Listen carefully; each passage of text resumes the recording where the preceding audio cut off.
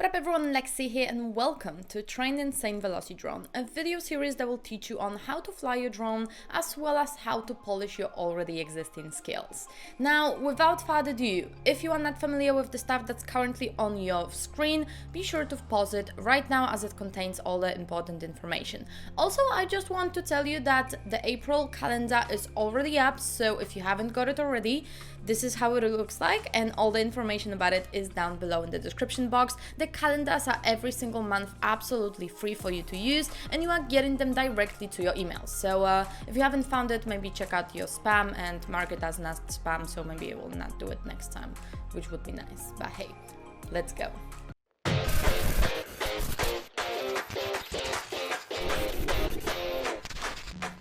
And just really quickly, today I'm recording from a little bit of a different perspective because I got myself one of the desks that I want for my studio. I'm currently building it up really slowly and I really need a microphone arm, which is something that I kind of noticed while starting to record this thing. And I'm not entirely sure how I sound, but I hope I don't sound really bad. But anyway, today we are talking about the S-Turn, and what S-Turn is this type of an obstacle that just allows you to do a figure of S between obstacles. It's really nice for racing, it's really nice for freestyle and for cinematics. If you are going between the trees or between something else like, I don't know, historical palace, historical garden, you can just go between the things like, I don't know, two types of trees and a fountain. That would look actually pretty cool now that I think about it. I need to find something like this and do a shot. Anyway. Now let's start with going through the course so you know what to expect. And this is going to be pretty easy because we're just going to get around all those flags. And this may look a little bit different for racing, a little bit different for freestyle, a little bit different for cinematics. So don't worry absolutely about how it looks like, what's your timing if you are doing freestyle and cinematics. Racing pilots, feel free to go nuts absolutely on this. And for freestyle, I think what you're gonna do is just kind of more orbit around those flags, I guess. And for racing, we're gonna do something a little bit different. But let me tell you the three best ways of approaching this obstacle. Let's start with 3 ways of approaching this obstacle. So if you are a beginner, probably what you're gonna do is just to follow those little Velocidrone logos. And trust me on this, when I was building this track, I knew that you're gonna do it.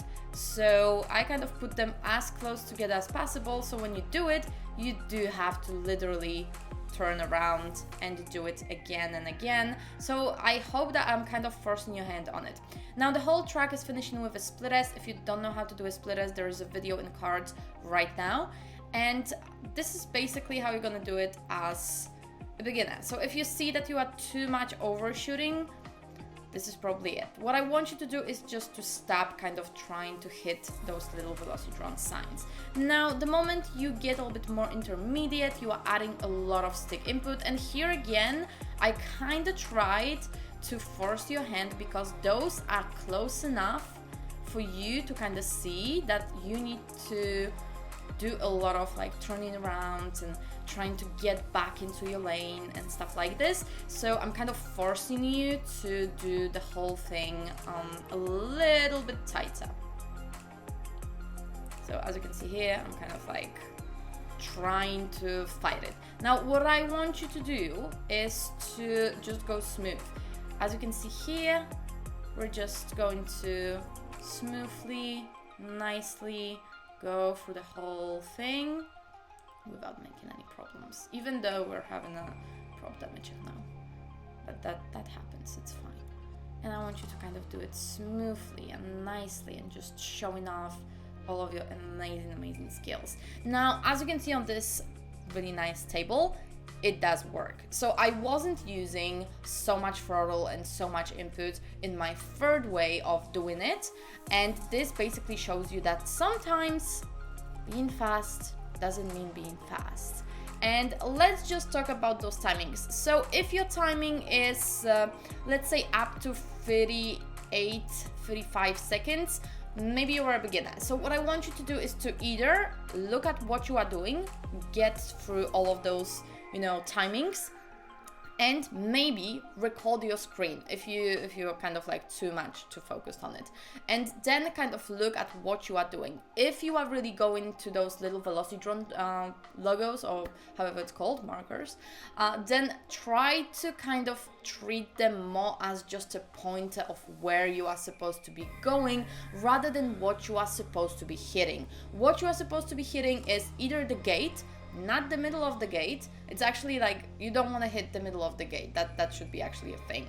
And you don't want to hit the middle of this little logo on the flag. What you want to do is to get around the flag as much as possible. And for this, there's also a video called How to Turn, and it will teach you how to turn around, you know, flags, gates, and stuff like this. This may actually help you a lot in how to kind of get a hold on how to do it. Now, if your timing is like 35 to, let's say, 30 seconds, something like this, maybe 28, then check really if your inputs are touching on those walls. Whether you are doing it on this axis, on this axis, on this, or on this is the worst, then you know that you are doing a little bit of a too much type of a movement, and you don't want to do it. What I really want you to do is to really train on how to do a lot of those things using this type of a range. So we're not going to the wall, we're not touching it, we're just going kind of around, we're doing it as smoothly as possible. You don't need to add a lot of throttle, because if you are a racing pilot and you want to get it as fast as possible, you will quickly notice that going full throttle, so going fast, doesn't necessarily mean that you will be fast. What you want to do is to kind of cut those corners in such a way that you are getting as close to an obstacle as possible, because this will save you a lot of time. So when this is a flag, you're not doing this and this, you're just getting close to it, and you are saving all of this time that you would be spending in the air. So that's the biggest type of a difference. So what I would say is really record yourself flying and see what you are doing. You may compare those videos to what I'm doing here on Train Insane Velocidrone. You may just decide like, hey, someone else should look at it and tell me like, what am I doing wrong? Because a lot of people will see what you are doing. So that may be a really nice type of a tip, I hope. Now let me show you how it should be done properly, and I won't be talking because talking actually makes me a little bit less focused on what I'm doing.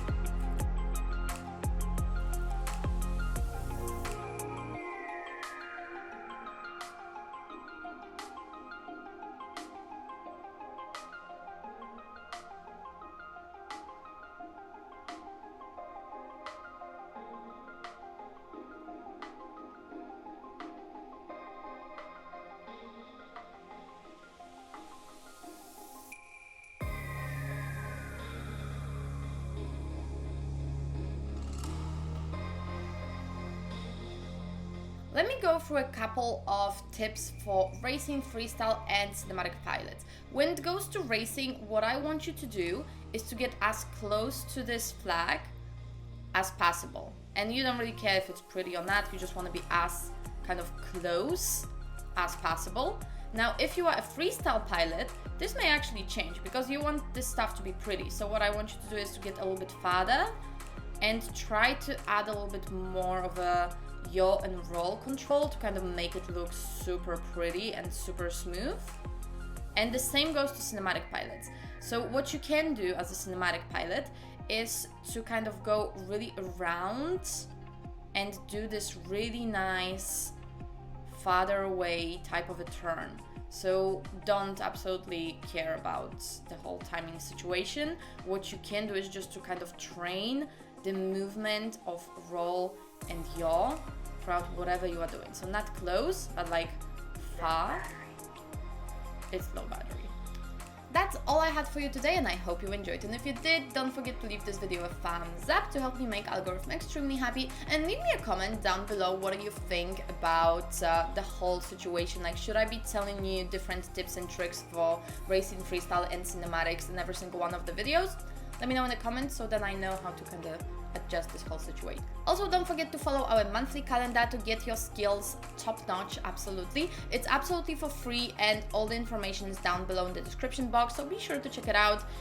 It's generally coming to you every month on your email, and that's basically all I'm gonna do with your email, just sending you calendars and stuff like this. So hey, maybe that would be nice. If you want to support this program, be sure to leave this video a like, a comment, and share it with your friends or people who are just starting FPV in your area. And also, if you want to support it in any different way, you can follow me on Patreon. It starts at €2 a month, so it's less than buying me a cup of coffee every single month, so it's not that bad, and also gives you a Discord access on which we're doing a lot of stuff every single day. So hey, why not give it a try? Anyway, in the meantime, check out any of the videos right here, leave me a sub, and I'll see you in the next one. Stay awesome, fam. Bye!